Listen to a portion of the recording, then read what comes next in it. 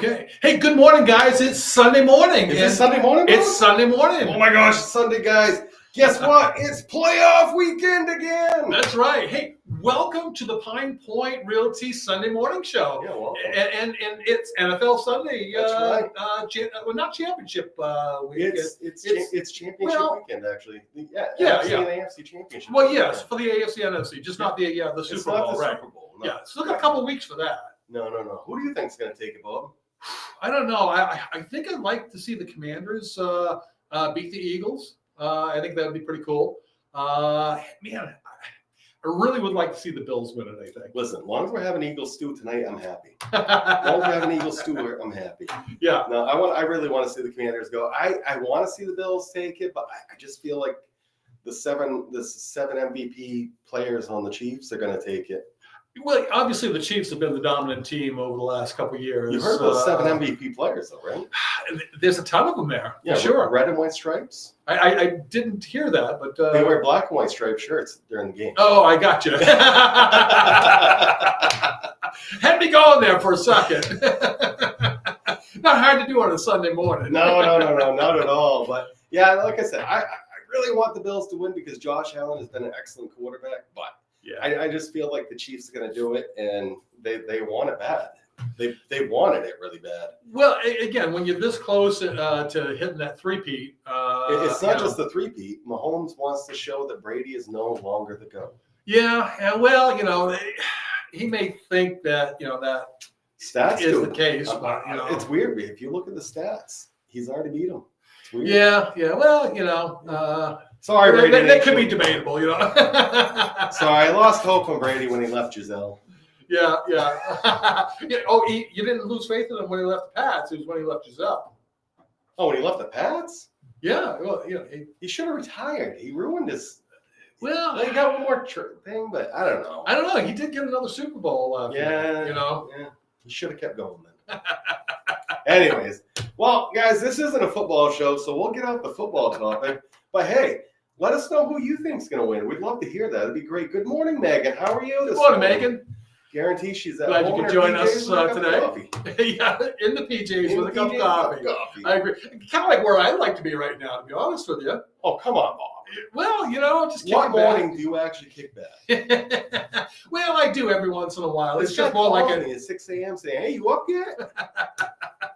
Yeah, well, my relaxing kicking back is more like about that 6 o'clock in the morning type of deal. Yeah. Come 7, 8 o'clock, it's rock and roll time. So we got some good information today. I tried to drag a contractor out of bed this morning. But tough to do on a Sunday morning. I don't know. They just don't like working on Sunday mornings, especially from what is it?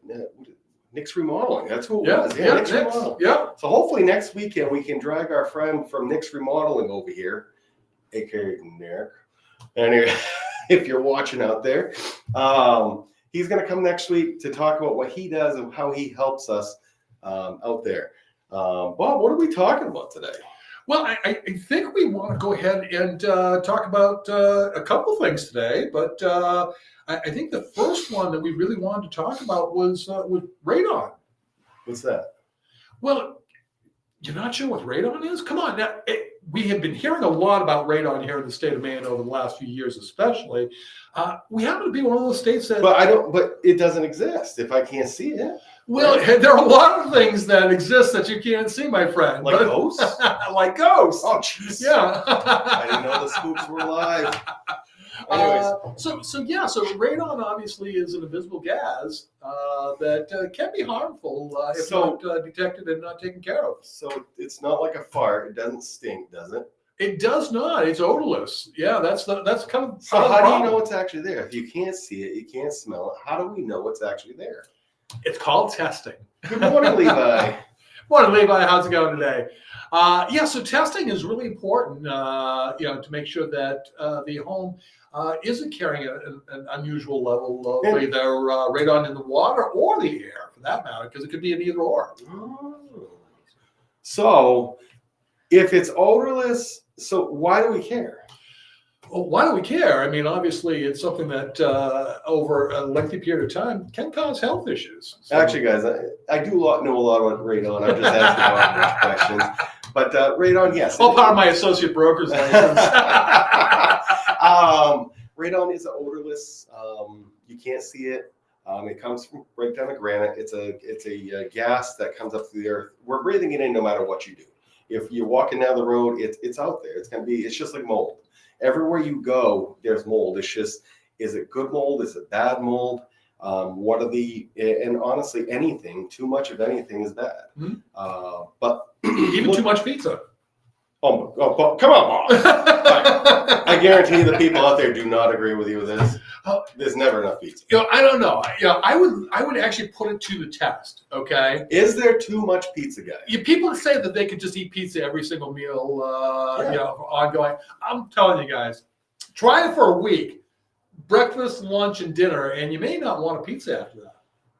For a day. For a day. See, I'll eat it cold out of the fridge in the morning for breakfast, and I'll heat it up at night. Yeah, I agree with you. Problem is, if you don't put it in a bag, it doesn't last no more than 1 or 2 days. You get it and you can smack it on the side of the counter. Well, yeah, you got to cover it, make sure that it's. But getting back to radon. But why it's important that we talk about radon? And radon is actually one of the #1 leading causes of lung cancer in non-smokers. And it's due to high levels of radon. There is no way of telling which house is going to have high levels of radon. Unfortunately, if you ask a radon specialist, there's also your radon level today might be fine. In 5 years, it might be totally different. Mm-hmm. And that has to do with because the tectonic plates under us are made of granite. When they're rubbing and moving, cause earthquakes. The granite's breaking down and emitting a radioactive gas that comes up through called radon. Now, we don't actually have earthquakes here, though, in Maine, do we? Are you kidding me? We've had a couple this past year. We have them all the time. I know, we don't feel them. But I'll tell you, there was one was it fall? Yeah, there was one day, there was a big boom, and the whole house shook. I remember you saying that. Yeah, there was an earthquake. Yeah, and we have had a number over time. Actually, a lot of people don't realize it, but we actually live on a pretty big fault that if it did go, we would have some serious issues. There's actually information about a super volcano that is actually under us. More closer to Vermont, but still we're on top of it. Yeah, in that area. It's kind of crazy. Yeah. But again, like I said, radon, you don't know if it's there until you test it. It can come as air. If you have a granite foundation where you're stacked blocks or a block foundation, you're probably more apt to not have issues just because your basement's actually letting air in and out all the time. Right. But with a poured cement full foundation, it acts more like a canister because it's tight. So what happens is it brings in all this, the radon air is coming up through and it's staying there for periods of time. So when you're down there, yes, it is releasing little bit by little bit, but it's a bigger thing. So what they do is they come in, they put a PVC pipe through the foundation floor. So that was going to be my next question, actually, Zach. Oh, sorry, I'm jumping ahead. No, you're jumping ahead, but that's okay. That's okay. So this seems like it could be a pretty big problem if not taken care of. Yeah. It's something that's fairly serious, something that I think it's kind of come on the scene a lot more over the last 5 to 10 years, especially. A lot of people not being aware of it, but being more and more aware of it today. And as you were about ready to say, it can be taken care of. Oh, yeah. So it matters what kind of basement you have, too. Because remember, when you're trying to remediate the radon air, first of all, you're going to confine it. So if you have a full foundation that's already, you don't have any holes through the floor, your windows are sealed, and then all they have to do is literally drill a hole down through. If they take a PVC pipe, don't ask for dimensions. I don't know the dimensions off my head. I don't install them. I've just seen enough installed in my lifetime and learned enough where they put the PVC pipe down in. What happens is it creates one suction. Because there's no other exits right there, the radon air is going to predominantly go into that pipe. That pipe is led outside the house and up past the roof line of the house. That way it can't go in windows. Okay. And that's how it's released. More times than not, there's a fan involved to create more of a suction, more of a suction. Sure. But not every situation does need the fan. Yeah. So basically vents up through the PVC pipe. Yep. Right up outside into the air so that it now dissipates in the air and hopefully doesn't become a health issue. Now, if you live in an older house with a rock foundation and dirt floor, if your radon levels are still high in that situation, what would happen is they'd take a vapor barrier and basically seal your house, seal downstairs, they'd seal the walls, they'd seal the floor, and then take that, they'd have the pipe going underneath the vapor barrier to, again, try to grab that radon before it gets in the basement. Right. To create that suction. Yep. If you open up one window in that situation and it's in the it creates a negative effect. So you have air pressure going two places. So if somebody tells you just open a window, that doesn't always work, especially if you have an HVAC system in your basement. When you have two exits, it creates a negative. So you got to be careful. Okay, so basically, where you would think it would be going out because you got two, it's actually confining it and keeping it right where it sits and defeating the whole purpose. Yes, because if you have two things pulling the same direction, it might create a negative. Right. So two positives create that negative. Now, if you have a good flow, that's different. But more times than not, people create a negative pressure instead of actually thinking that they're letting it out. Yep. No, that makes perfect sense. So it's really important, obviously, to go ahead and when you're looking at purchasing a home, to actually maybe have a radon check done, both for water and for the air. Another thing to throw in there too is keep in mind as a home seller in a real estate transaction, remember you can't be the one to test it either in this situation. If you're a home, you want to test your own home. You can go down to A&L Laboratories, they'll give you a kit. You can go to Home Depot, Lowe's, I'm sure they have kits there too. But in a real estate transaction, you actually have to have a license with the state to test for radon, water and air. There's too many things that can go wrong when you're doing it yourself versus a professional. Making sure that the numbers are what they should be. Right. Plus a third party. They don't want anybody altering the results. Of course. Because with the radon air results, when they're testing, keep in mind the house has to be closed up. You can't. So in the middle of summer, if your AC unit doesn't recirculate, meaning it's taking air from the inside, just recirculating the air inside.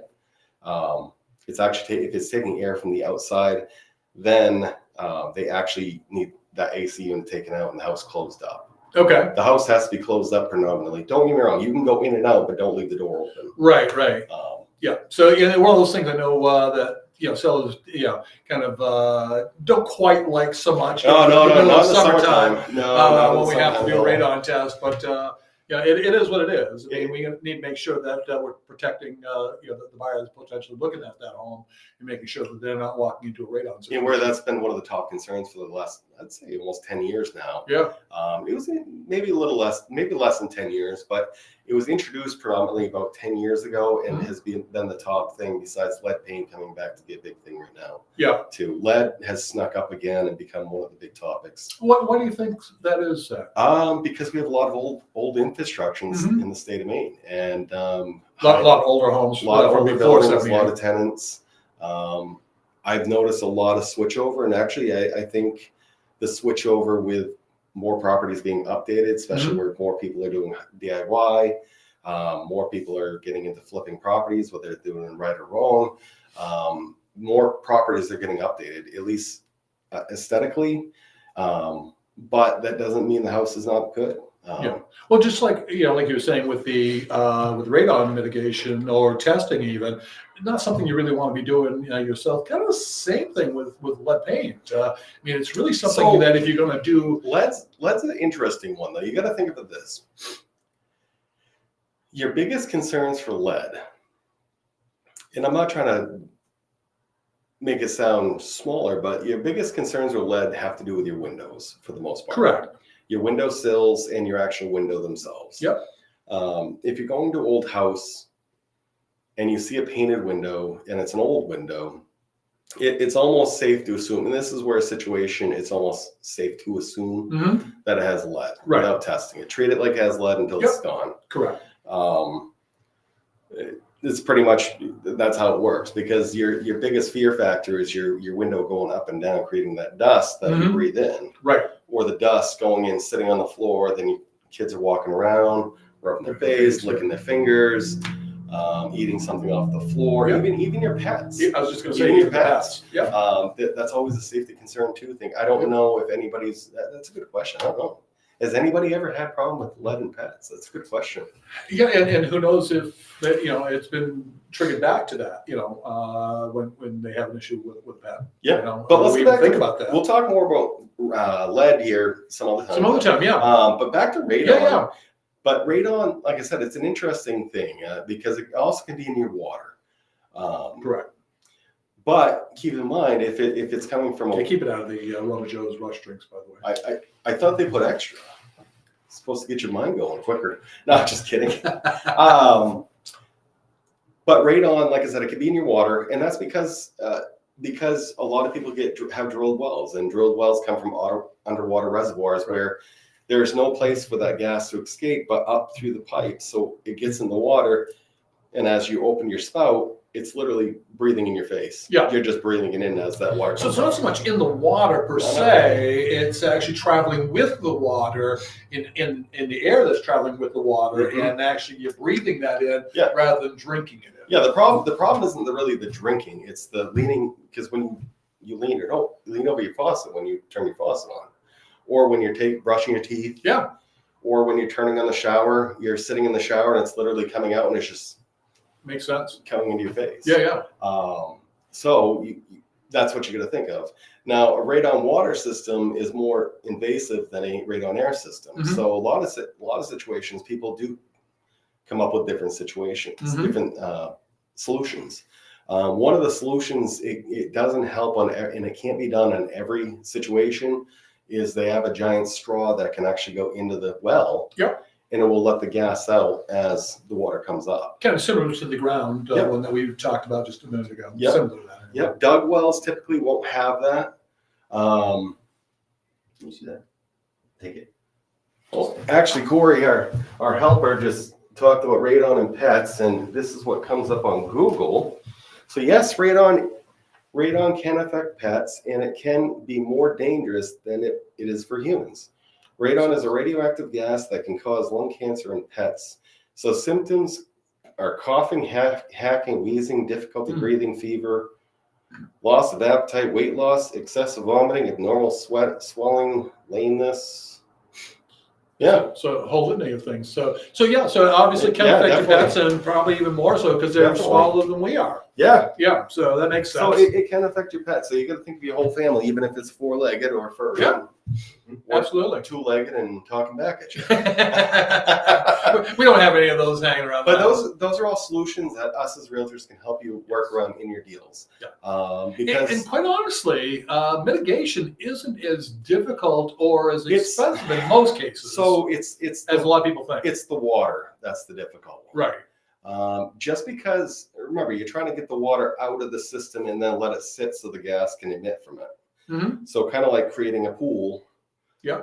So the gas can escape and then you use the water. So they have systems, they have that straw for the water. Then they have a big tank they can put in your basement where the water comes in, sits, and the vapors go out through the straw, like the straw that go into your cement. Yep. The difference is those systems are much more expensive. So those now you're talking 5,000 plus. Yep. Or a little bit under 5. For the radon air, though, remember, radon air isn't as big of a deal. And we're talking 1,500 to 2,000 estimate. It matters who you use. It matters what your basement situation. If you don't have a full poured foundation, it's going to be more expensive just because we got to seal off the basement. It's got to be sealed off in order to mitigate it. Yep. I think a lot of people though think that because you're dealing with radon mitigation, you're mitigating something and you have to get equipment to do it and things like that, that it can be like tens of thousands of dollars. It's not as bad as a lot of people think. Not that it's a nothing expense, but it's a lot less to take care of than a lot of people think. I would say radon air for the most part, my guess, like I said, and tell me if you do this professionally out there, let me know if I'm wrong. I guess if you don't have a full foundation, a full poured foundation, you're probably you're still under 5. Yeah. But it matters the size. It matters how much they're going to have to do with sealing. But if you have a full poured cement foundation, and even actually all new houses, for the most part, if they're built to code, are supposed to have a mitigation system built into them already. now. Yeah. The only thing you need is for it to be set up and the fan be in there. Hmm? But a lot of your new homes are already set up to mitigate that for you. Yeah, so they're already planning about the fact that we've got radon as an issue here in the state of Maine, so let's incorporate it into our new new construction. Yeah, like I said, anywhere that has granite under you is pretty much the whole world. Yep. But we just have more of it. We seem to have a larger percentage of it. Larger Yeah, percentage sure. of it. Absolutely. Yeah. Cool. But no, it's definitely one of those things that can be fear-mongering, but it matters how you take it. Yep. Yep. It's a serious issue, yet it's not so serious where it can be taken care of. It's something that can be taken care of, mitigated, so that it doesn't continue to be an issue for anybody. No, for sure. Absolutely. Great. So, so what do you got going on this coming week, Zach? Anything? This week? Yeah. I don't know. You don't know? Okay. No. Well, I'm leaving here to go do a showing. So I already did a showing. You did a showing this morning Yeah, it already? was cold this morning. Yeah. Well, I figured that's why I do it afterwards. It might be a little warmer. Oh yeah. No, I like my Sundays. I want to get home and I gotta do laundry. Oh, Yeah. Man. Yeah. Yeah, I gotta put away laundry. My wife's gonna slap me if I don't do it. Yeah. Yep. Yeah. I hear you there. Yeah, I've got a couple of things on the honey-do list to finish up this afternoon. Hey, I finished up my course yesterday. Already? Yeah, I finished my associate's course. So I you and I noticed. got to schedule some time together to get that practical stuff I done. was wondering where he went last week. I hadn't seen him all week. Yeah, he went home and did the course all week. I blasted through my course. This So past hopefully week. Bob will pass the course, so he'll be an associate broker, or we'll have to fire him. One or the other. Just kidding. Hey, honestly, I just kind of want to talk about that just for a second about that course. And you can tell me what you think about it. I know I'm kind of just throwing it out off the cuff. I almost think that this is a course that realtors should start like 3 months after getting their sales agent's license, maybe 6 at the most. And I say that because it is a great review and extension of the sales agent's course. Mm-hmm. I learned a few things along the way, but it brought back to me and solidified a lot of things that I learned in my sales agent's course, and helped me, I think, put some additional things into place that had I done it 6 months ago that I might have in place now. Yeah. But hey, it's a great course. I would recommend it to anybody that's at this position in their careers. Get it done sooner rather than later. I think it matters. Everybody has a little bit different look on it. How it was originally set up, from talking with the commission. I've sat on many real estate boards, talked with the commission. I think the idea behind it when they first implemented it was that you take the sales agent course. Yep. That way you get the basics down. Sure. Just because I don't know about you, but a lot of us don't remember half the basics that we go through. Mm-hmm. There's so much thrown at you at one point. Well, that's what I was saying. Maybe Yeah. doing the other 3 to 6 months after. And after the fact, they want you to go actually feel what the real world is. Correct. Because honestly, what you learn in real estate school gives you the knowledge to know the facts, Mm-hmm. but it doesn't teach you how to do it. One of the things I found with this course is it was a lot of case study Mhm. things. So it really, I think, got into more of the real life situations of what we do on a day-to-day basis. And it was great in that sense. I really enjoyed the course just because of that. Kind of gets you to think outside the box a little bit, think of other scenarios other than just the one you might have thought of. Now, would you think you would have got anything out of it if you only had one deal closed or no deals closed? I think it would have still been helpful, but only because it would have quickly re-solidified what I just learned, and then also probably would have set up some systems early on, for me. So that's an interesting take. So there's just my take. That's an interesting take on it, because I know some people, they like getting a little bit of experience and then taking the course. Yep. Just so they can kind of get their feet wet and saying, okay, that's why I was doing that. Sure. That's why I'm not doing that. Yeah. And it might have to do somewhat, with my age and the fact that I've got, a lot of real life experience that I think kind of rolls over into this career as well. There's a walker in the other. Yeah. I'm just kidding. I'm just get it out. But no, yeah, that might have something to do with it as well. And having been on the lending side of this business at one point, so I maybe have a little bit better understanding of the business than some agents coming in. But nonetheless, I still think it would have been helpful, maybe starting at even that 3 to 6 month period. Yeah.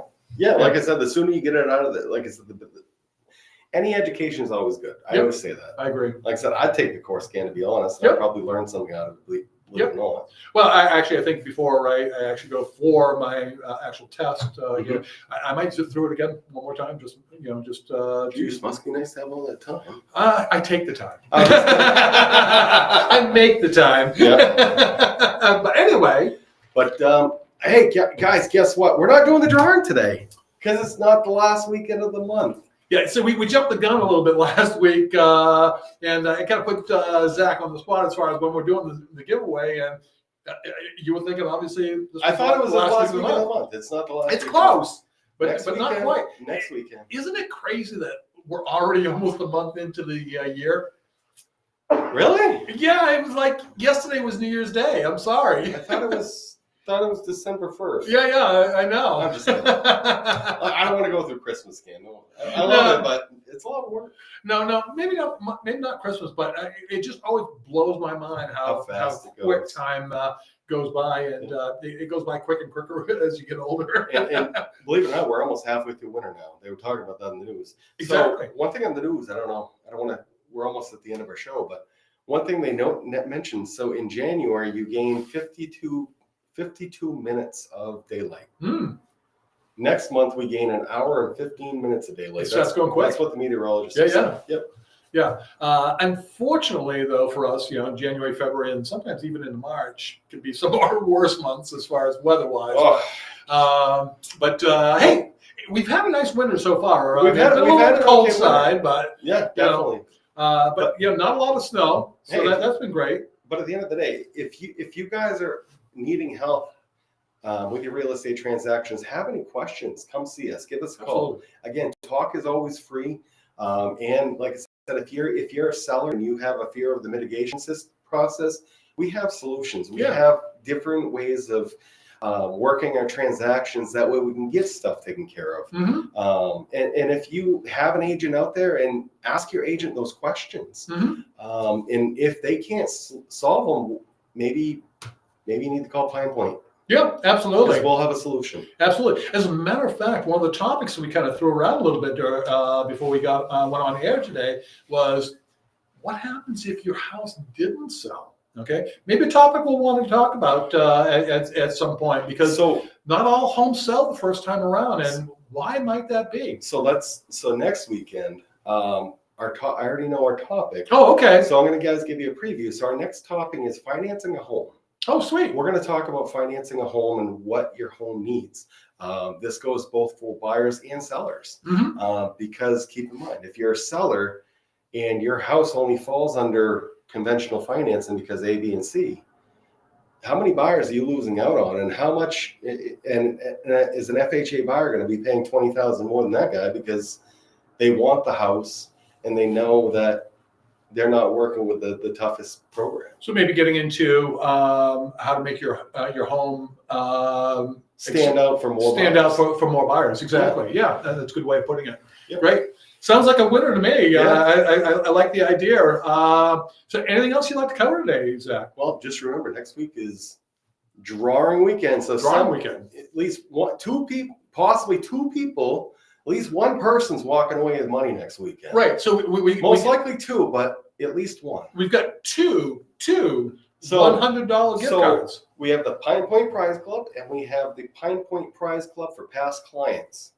So each of those gets $100, but you can be in both drawings. That's right. And if you're that lucky person that wins the first time, winning both in one weekend, you get a bonus $100. That's right. So it could be $300, guys. Okay. So Zach, how do you get into this thing? Just call an agent. Talk is free, Bob. Just give one of us a call. Just let us know you'd like to get into the drawing, and we'll talk to you about and it. we'll talk to you about how to do that. Okay. And guess what? If you wait a couple months, we're going to be at the home shows. I think it's March. Yeah, the end of March is the one here in Auburn, and then we've got another one in Portland. I think it's the second week of April, Something like and that. then the last week of April is in Augusta. So we're actually going to be at 3 different home shows. And we'll be We'd love to have you talking, come on we'll out be and see talking us. about the prize club too there too. Yeah, Where yeah. you can enter right on the spot. Absolutely, and we'll probably have some cool little giveaways to give away. Maybe you right never there at know. the booth too. So You we might just bring a couple rocks. Here you go. a couple rocks. Just make sure they don't have any radon. Oh, gee. We won't give away granite, guys. We won't give away. And also, guys, one quick tip. One of the fact questions on the radon questions is, will my granite countertops give me radon poisoning? Oh, That is a no. That's a no. You don't have to worry about your radon. You don't have to worry about radon in your countertops. Actually, that is a real question. It is a good radon question. classes. yeah, that actually is a good I question. don't know the definition behind it, but that's the answer. Yeah. Hey, before we head out, I've got to do just one last thing, because if I did, Nancy would kill me.